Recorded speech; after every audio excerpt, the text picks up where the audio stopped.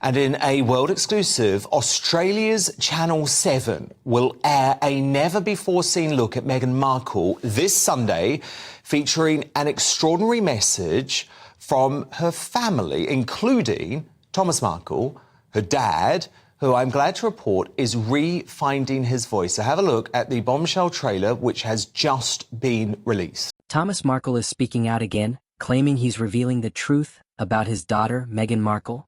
And this time, royal commentator Lady Colin Campbell, also known as Lady C, is weighing in with her own strong reaction.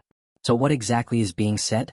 And is this actually new information, or just more fuel added to an ongoing family drama? Let's break it down. So, Thomas Markle has once again stepped into the spotlight, claiming that the public hasn't been told the full story about Meghan. He's suggested that there are misunderstandings about their relationship, and that he's been unfairly portrayed over the years. Now, this isn't the first time he's spoken to the media. In fact, he's given multiple interviews since Meghan married Prince Harry. But each time, it reignites the same debate. Is he trying to defend himself? Or is he making an already complicated situation even worse? Here's where things get a bit vague. Thomas Markle talks about the truth, but doesn't always provide clear, verifiable details to back up every claim. Instead, much of what he shares is based on his personal perspective, his version of events. And that's important to keep in mind. The world has never seen Meghan like this. The homecoming queen. The Markle family reunite. This would be your last interview ever. Treasured memories, home truths, and secret tapes are all coming out. She would still be a waitress if it wasn't for Dad. We're not going to go away. This is going to change everything. They're really unhealthy for each other. It's a toxic relationship. Dad's deathbed plea to the daughter he lost. How can I fix this? On the eve of the coronation, the inside story. Harry already had a lot of these thoughts and feelings, and Meghan just kind of emboldened him. And is this the biggest Prince Andrew bombshell yet? What was your relationship with Prince Andrew? So, a lot to unpick there, Lady C, but I think the thing for me that is actually most upsetting, and I know that you are very fond and close with the Markle family as well, is that Thomas Markle is a decent human being. He is a good guy. You can see how difficult it is for him to speak because he's still recovering from the stroke that nearly took his life a year ago. And all he's asking of Meghan, Lady C, is how can I fix this? But she continues to ignore him. Well, the reality is he can't fix it. There's nothing for him to do. And incidentally, did you notice that his mouth is distorted, which is obviously a sign, a residual effect of the stroke? So, you know, there's no doubt he had a very serious stroke. But he can't fix it. He didn't break it. It's up to her to fix it. You know, he really has done very little compared. When you stop to think what she and Harry have done, the way they have violated everybody's privacy, the lies they have told, the intrusive interviews they've given. I mean, what Thomas Markle did, which was simply trying to restore his dignity, was really a bagatelle compared to what they've done. And how dare she think that her father should be put in this invidious position? I don't think he has anything to do. I think it's up to her, and I think she ought to hurry up and do it. Yeah, and I'm sorry, if she doesn't, I judge her, because this is her father saying, I'm probably close to death. Now, I hope that's not true. You know, I hope Tom has the vigour to fight on. And I know that Samantha, his daughter, and his other son, Tom Markle Jr., are going to support him. But the reality is, he is pleading with her just to get in touch. Yes, well, you know... Oh, sorry, you come in, Phil. Go on, Phil, go on. Go on, Phil, go. We'll give you your voice back too, Phil. I thought that was directed at me, yeah. No, I mean, it's one of the things, I've always felt incredibly sorry for Thomas Markle. I mean, the fact that they're now living in America and they can't be bothered to go down the road and see him in Mexico, I think it's absolutely cruel. It's absolutely unbelievable. And you remember that interview that Harry gave when he was promoting Spare, saying that she'd lost her father. Well, she hasn't lost him. It's up to them to make it up to him. But it looks like the Aussies have got hold of a bombshell there, doesn't it? Some old footage and some sensational interviews. So let's hope we can see some more of that programme over here. It looks incredible. Of course. Now, back here, a High Court judge has pointed out glaring inconsistencies in Prince Harry's phone hacking claim against the publisher of The Sun, NGN. This is Mr. Justice Fancourt, who said that Harry claimed to know about a secret agreement between News Group newspapers and Buckingham Palace that prevented him launching litigation in 2012, while also claiming he only fully appreciated the scale of the hacking in 2019. But the judge questioned why the Duke had failed to make reference to the alleged deal between the newspaper group and William in his original claim. Now, royal sources say that Harry could have received a payout, just like his brother Prince William, who quietly settled with the company in 2020, but, quote, he went rogue. So, Lady C, the issue here for Harry is that the judge doesn't care that he's a prince. The judge isn't just going to accept his narrative. And actually, on the show last night, I went through his witness statement and picked holes in it. It's simply not truthful, Lady C.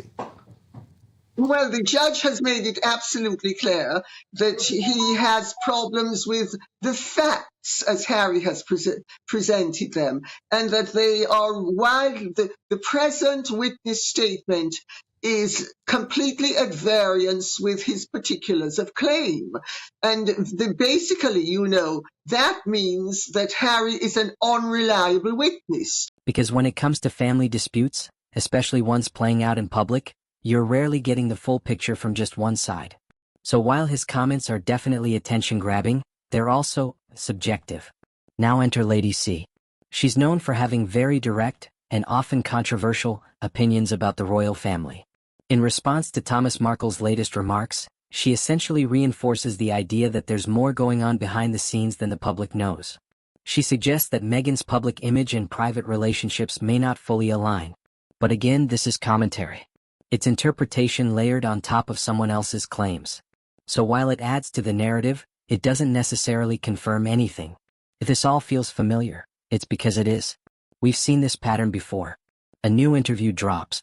Claims are made. Commentators react. And the story spreads again.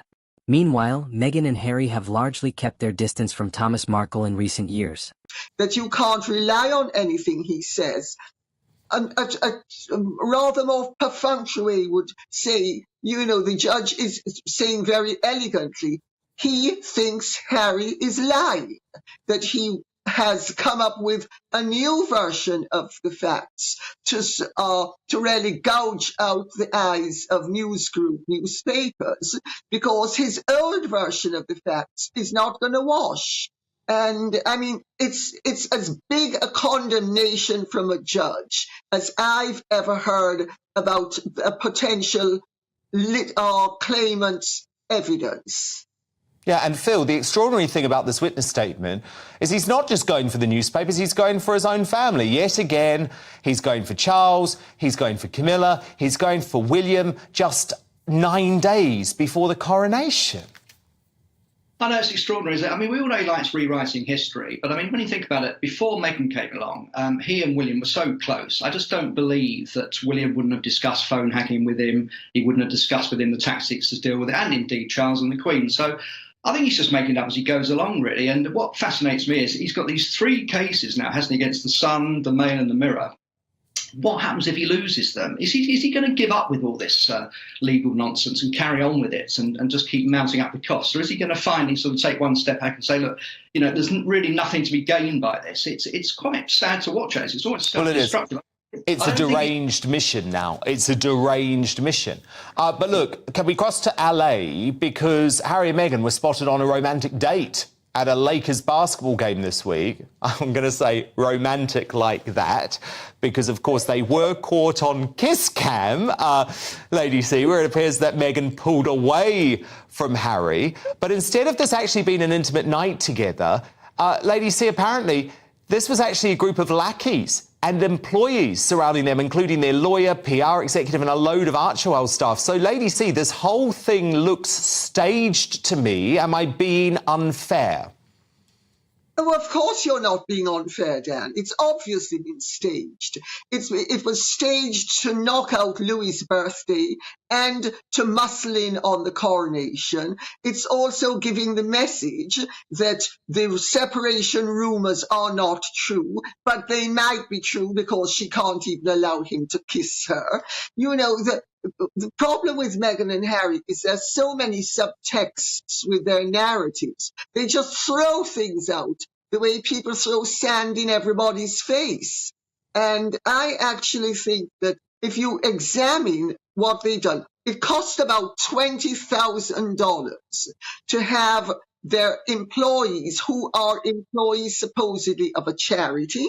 She also has her lawyer and her business manager, who, contrary to reports in the papers, are very second-rate. They are not first-rate. They're not of the first rank in Hollywood. They have always been second-rate. And they've boosted her financially, and she's boosting their reputations, they hope, with her celebrity. Except, of course, her celebrity has become pretty much infamy, hasn't it? Phil, do you think they're okay? You know, are you getting any sense that Harry and Meghan are leading separate lives? I don't think they're leading separate lives, but it was a bit more like the office party, wasn't it, than a romantic night out. I mean, turned around and everyone else was there. But I think it's all part of her relaunch. She looked quite different, didn't she? She's got the new hairstyle. I don't know whether she's had anything else done, but I think it's all part of and of course, Phil, this relaunch just happened to come. Oh, I see you, Lady C. I see what you're hinting there. This relaunch happened to come just before the coronation so she can steal all of the headlines. So what you end up with is a very one-sided public conversation. And that raises a bigger question. Is this about clearing the air or keeping the spotlight alive? There's also a media angle here. Stories like this get attention because they mix family conflict, royalty, and unanswered questions. And when there's no direct response from Meghan or Harry, it creates space for speculation to grow. So each new statement doesn't just stand alone. It builds on everything that came before it. At the end of the day, this situation is still deeply unresolved. Thomas Markle says he's telling the truth. Lady C says there's more beneath the surface. But without both sides speaking directly, it's hard to separate fact from interpretation.